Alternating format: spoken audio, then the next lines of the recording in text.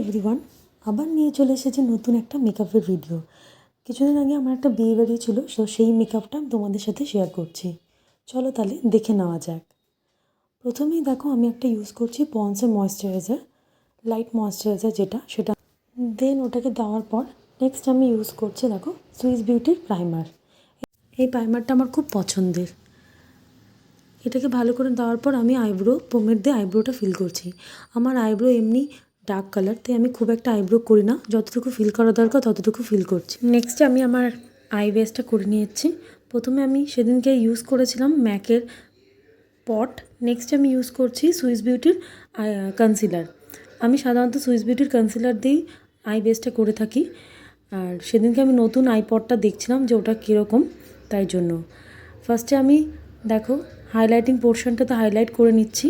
Next brown colour দিয়ে ক্রিজে ভালো করে ব্লেন্ড করে নিচ্ছি।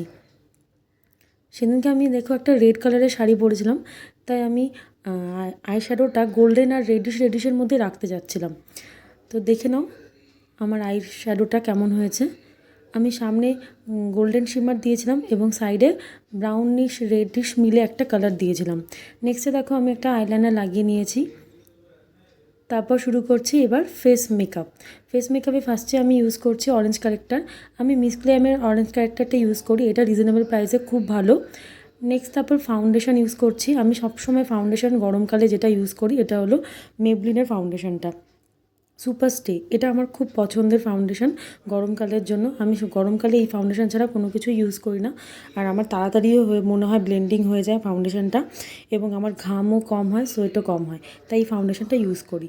দেন আমি ভালো মতো ম্যাকের স্টুডিও ফিক্স দিয়ে মেকআপটাকে ফিক্স করে নিচ্ছি। সেদিনকে আমি আর লুজ পাউডার ইউজ করিনি, শুধু স্টুডিও ফিক্স দিয়েছিলাম।